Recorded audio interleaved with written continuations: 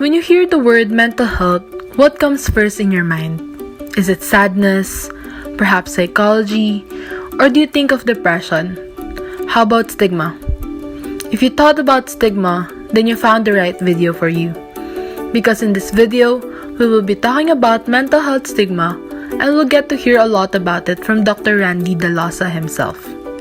Before we go deep into the topic of mental health stigma, let's first find out what it is. Mental health stigma refers to the negative beliefs and negative attitudes that motivate the general public to fear, avoid, reject, mistreat, and discriminate against people with mental health issues or psychiatric conditions. Now that we already know what mental health stigma is, we'll share to you our initial thoughts on the stigma on mental health. I think we shouldn't define who they are with their disabilities. We should commend them and support them for being able to adapt in this world that we live in. I think the stigma on mental health is something that should be broken because putting labels on people isn't a good thing, and it can even be a form of discrimination. It is sad to know that there are people who are already suffering and yet they can't reach out to their family or friends because of the stigma that surrounds mental illness. Especially here in the Philippines, people tend to invalidate our feelings and would say that it's not real and you're just overthinking when you're really not. That is our thoughts, but how about let's hear it from Doc Randy as well.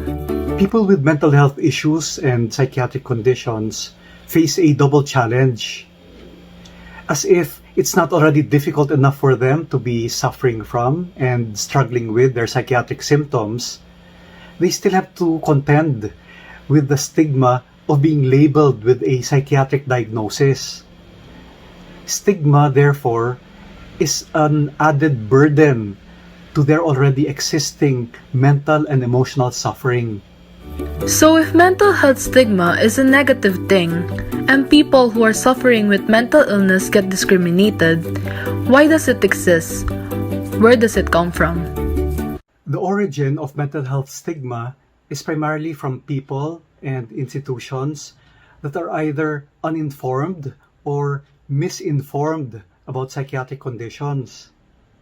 Take, for instance, some religious institutions that believe and propagate the teaching that mental health problems are due to a lack of faith in God or spiritual oppression or even demonic possession. And another origin of mental health stigma would be media, particularly when they commonly depict people with mental health issues as psycho killers or sex maniacs or people with weak, pathetic personalities or objects of ridicule and laughter. You're probably familiar with the movie Split by M. Night Shyamalan. This movie tells the story of Kevin who is suffering from dissociative identity disorder. And just like what Doc Randy said, this movie portrayed a person with a mental disorder as a psycho killer. Aside from knowing its origin, it is also important to know the two types of mental health stigma. This includes public or social stigma and self-stigma. There are two types of mental health stigma. There is public or social stigma, and there is self-stigma. Public or social stigma refers to the negative reaction of the general population towards people with mental health issues or psychiatric conditions, whereas self-stigma is the prejudice and discrimination turned against oneself.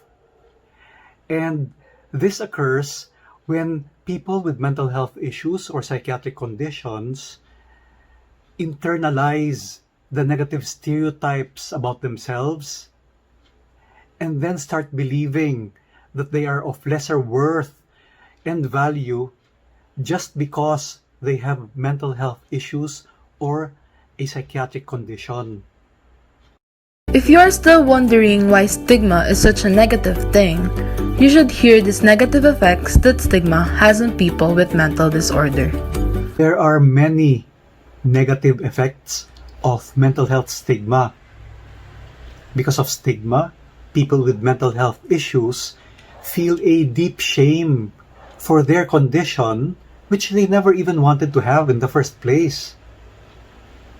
Because of stigma, people feel reluctant to seek help or get treatment for their mental health problems.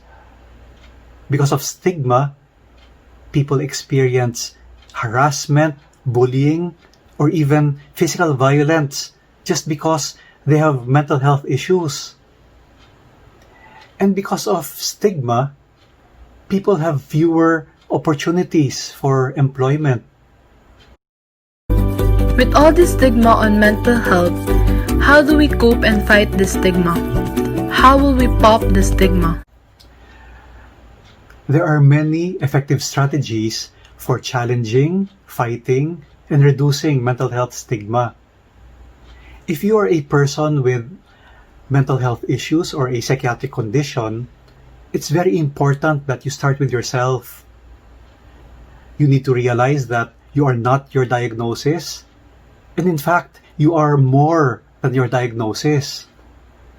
You are a person worthy of love and respect, and therefore, you shouldn't give in to feelings of self-stigma. What you need to do is to seek help, get treatment, be informed about your mental health issues, and when you are ready and well, you can start sharing your mental health journey to others.